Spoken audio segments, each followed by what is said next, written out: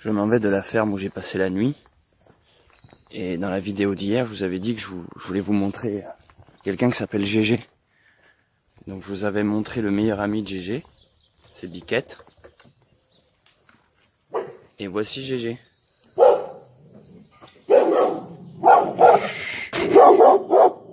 C'est moi Pépère. Ça va mon chien. Bon, ça c'est GG. Salut GG. Ça va? Viens me voir mon gros.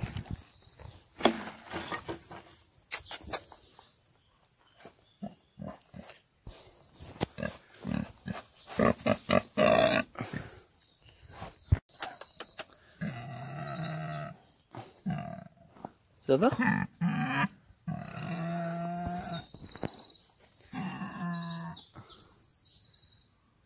Ça va toi?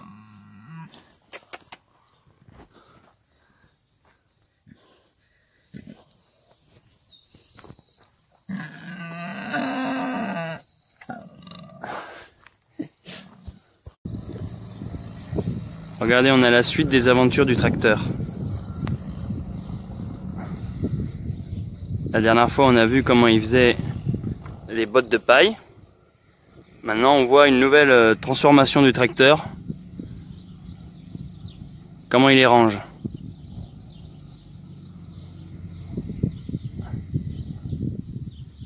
Ah, au moment où je dis ça, en fait, il les empilait sur la caravane, mais maintenant, bon, bah, ok.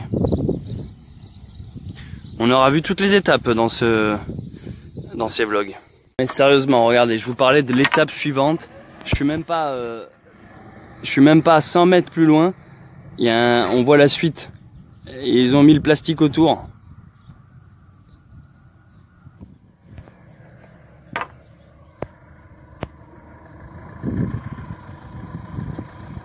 Encore une nouvelle machine. Cette fois, c'est plus des pics, c'est une pince, quoi.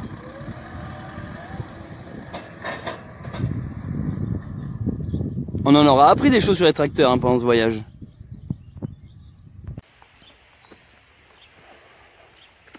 Salut tout le monde. 19e jour de randonnée, 19e jour de marche, 19e vlog. Je suis Céleste Grant, vous êtes sur la chaîne Bunker Sauvage, bienvenue à vous.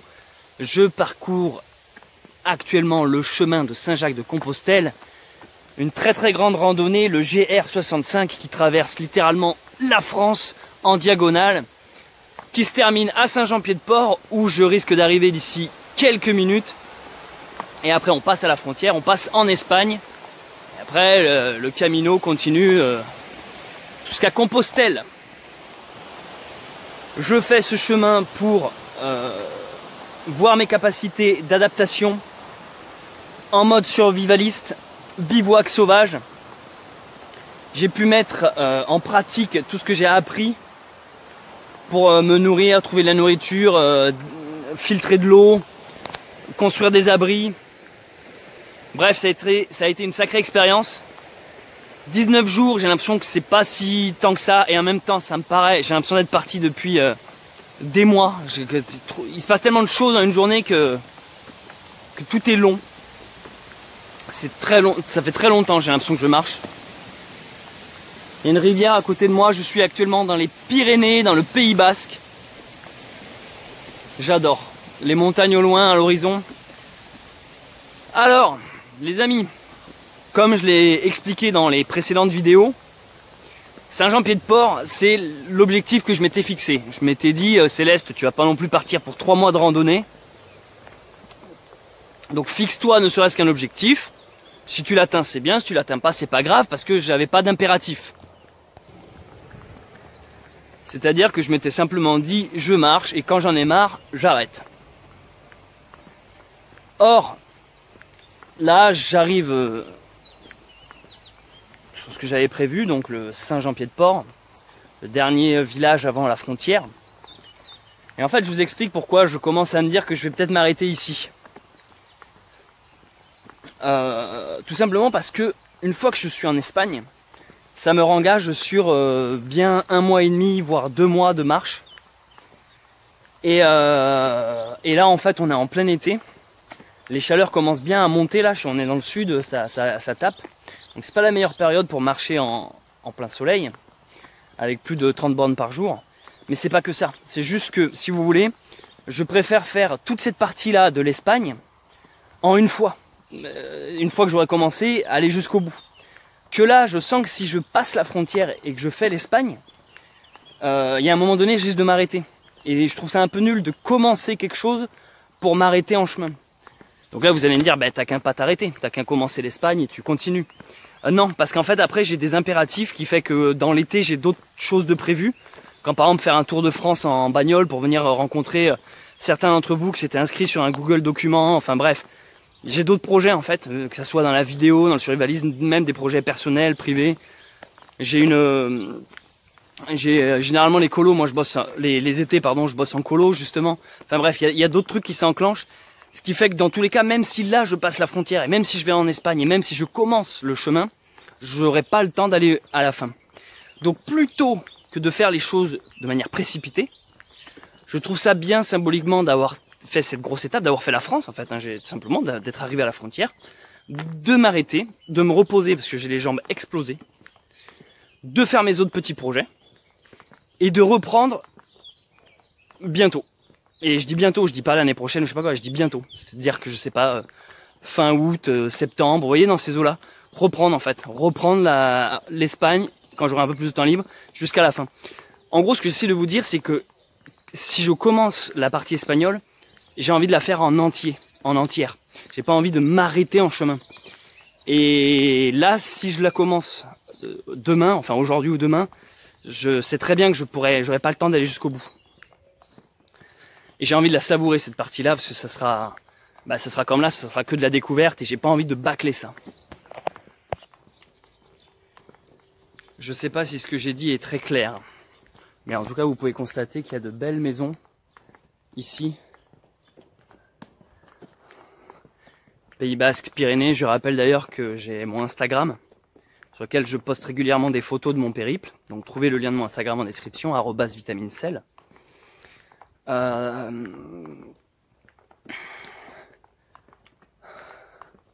ouais, il y a vraiment de chouettes petites baraques. Des maisons toutes mignons quoi, on dirait des maisons de poupées. Donc voilà, donc je répète pour être sûr que ça soit bien clair, puis même moi il faut que je le répète pour moi, pour m'auto-convaincre.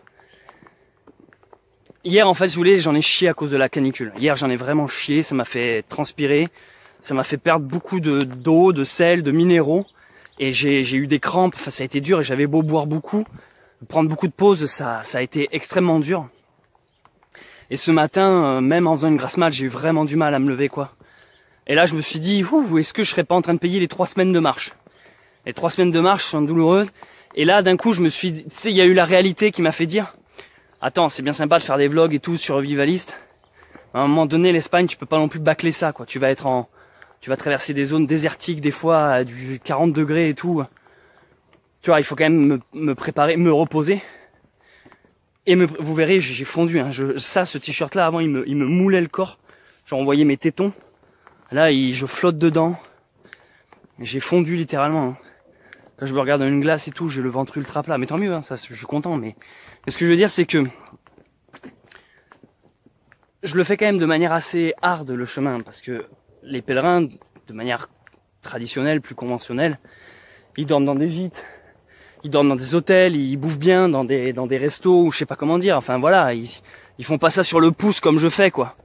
Moi, je dors pas toujours bien. Il y a des nuits, c'est un peu foireux. Enfin, je suis en fonction de la météo, c'est un peu nul. Ou des fois, c'est bien. Je mange pas toujours à ma faim. Enfin bref, c'est tout un truc physique dans lequel je me suis. Mais c'est une expérience. Hein, c'est une sacrée expérience. Hein. Excusez-moi, ça a coupé parce que j'ai reçu un appel. Alors, je disais, c'est une véritable expérience. Puis l'important, les amis, c'est pas l'objectif, c'est pas la destination. Ce qui est le plus important, c'est le chemin parcouru. C'est ce que j'ai appris pendant ce cheminement, ce chemin. Cette traversée, c'est le voyage. Et je sais qu'il y en a beaucoup d'entre vous qui disent dans les commentaires n'abandonne pas, continue, c'est dommage. Mais en fait tout ça c'est faux, parce que je n'abandonne pas. Mon chemin continue à l'intérieur de moi, et il continuera même physiquement un peu plus tard. Et le c'est dommage, c'est quelque chose d'ingrat de dire ça, parce que pendant 3 semaines je vous ai filé quasiment 2 à 3 vidéos par jour, je vous ai fait partager mon aventure, des paysages, mes états d'âme, mes réflexions. Et juste dire ah c'est dommage que t'arrêtes, c'est un peu balayer d'un revers de main tout ça, genre comme si ça n'avait pas existé. C'est genre rester sur ah ça se termine, je suis déçu, alors que non, tu viens d'avoir 3 semaines de contenu et d'aventure. Et trouve-moi d'autres youtubeurs qui font ça, il n'y en a pas beaucoup. Et s'il y en a, n'hésite pas à me dire lesquels, parce que ça m'intéresserait. Mais ce que je veux dire par là, c'est que en fait toutes les bonnes choses ont une fin, les amis. Toutes les bonnes choses ont une fin, et je pense que simplement ceux qui me disent dans les commentaires ah c'est dommage que t'arrêtes, c'est ceux qui ont juste pas envie que ça se termine. Mais alors à ce moment là j'ai presque envie de vous dire, soyez pas trop égoïstes les amis, pensez aussi à moi qui derrière, je suis pas un acteur, je suis pas avec une équipe technique, je suis tout seul, je marche plus de 30 bornes par jour, ça tape physiquement, mentalement, c'est pas toujours facile. Voilà, je suis pas juste un clown de service qui vous divertit tous les soirs à la même heure. Vous voyez ce que je veux dire? Moi derrière il y a un engagement physique, il y a une usure physique, mentale, financière aussi. Là je suis vraiment à court de thunes. En plus en Espagne le bivouac sauvage est plus ou moins interdit, donc j'ai pas envie de me retrouver avec la Guardia Civile. Du coup il va plutôt falloir que je parte sur des gîtes, donc payer. Sauf que du coup comme je vous dis je suis un peu à sec en ce moment. Bref, plein de trucs qui me font dire que là je sens que ça serait forcé. Donc je pense que beaucoup d'entre vous comprendront mon raisonnement. Et ceux et celles qui... Je vais essayer de vous faire un beau...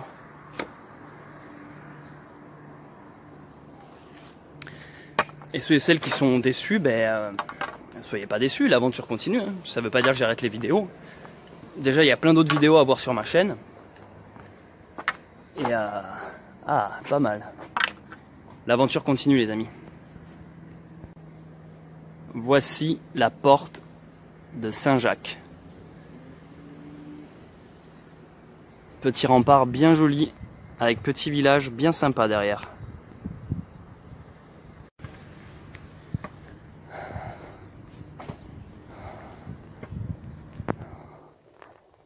La porte Saint-Jacques, l'entrée des pèlerins.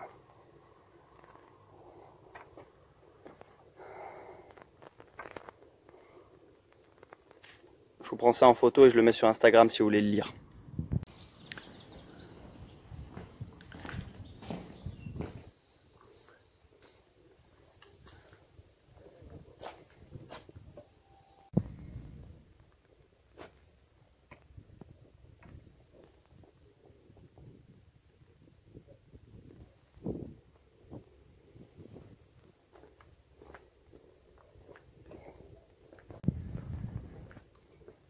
Je viens de faire ce que des millions de pèlerins ont fait au Moyen-Âge, passer par la porte qui mène aux Pyrénées.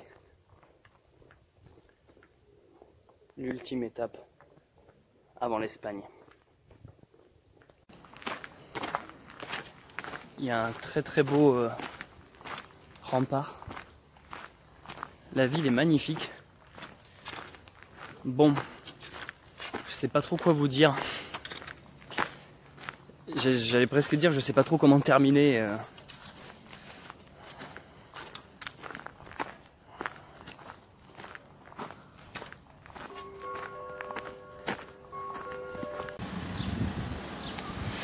Voilà les amis, je suis à Saint-Jean-Pied-de-Port. Si je continue par là, je continue l'aventure vers l'Espagne, les Pyrénées et donc le col de Roncevaux. Yo les gens, alors je vais pas parler trop fort parce que là je suis dans un gîte. Je me suis pris l'orage ce soir en arrivant, enfin j'étais déjà arrivé mais en cherchant un endroit où passer la nuit. Gros orage en plein dans les Pyrénées avec vent violent et tout, donc j'ai préféré me mettre à l'abri dans un gîte. Donc je suis dans un dortoir avec plusieurs autres pèlerins, donc c'est pour ça que je parle pas trop fort. Et là encore, rien pour faire cette vidéo, c'est un peu galère quoi. J'ai dû sortir du dortoir sans faire de bruit. Bref, je dors jamais dans des gîtes, hein. C'est la première fois et je sais pas si j'aime trop l'ambiance. ça se veut un peu trop, tu sais, sociable, on est tous les uns avec les autres et tout. Au bout d'un moment, t'as pas envie de parler, t'es là, genre putain, j'étais mieux dans ma tente dans la forêt, quoi. Du coup, ce que je veux dire, c'est je regarde si on m'écoute pas, quoi. Du coup, ce que je veux dire, les amis, c'est que bah, je pense que vous l'avez compris que pour moi, c'est. Je pense que je vais m'arrêter là. Parce que c'est une grosse étape, Saint-Jean-Pied-de-Port.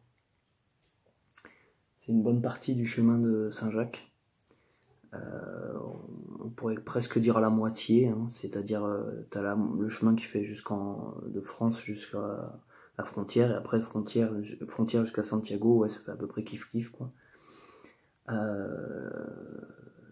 Je sais pas trop comment terminer cette série de vidéos.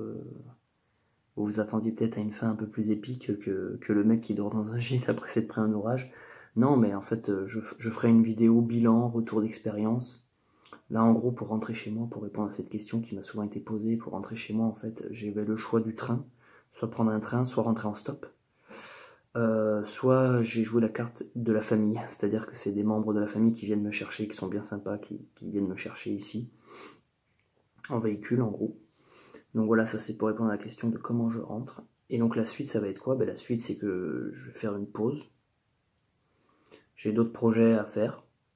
Et si jamais je sens l'appel de la route, du chemin revenir vers moi, je reprendrai la route très tôt. J'ai peur du retour, hein. J'ai peur de rentrer chez moi et de me dire putain, j'aurais jamais dû arrêter. Mais en même temps, je sens que là, faut pas que je force. Tu vois, faut pas tenter le diable. Voilà, je pourrais te dire comme ça. Pas tenter le diable. Je sens que j'ai bien profité, que j'ai fait ce que j'avais à faire. C'est pas fini, hein, mais voilà, je m'accorde une petite pause. Parce que je l'ai fait quand même de manière assez violente. Et le reprendre un peu plus tard. Et quand je dis plus tard, ça peut être, comme je dis, dans l'été, juste à la sortie de l'été, voilà. Hein, donc l'aventure continue en gros. Mais on va dire que là, je mets une petite pause.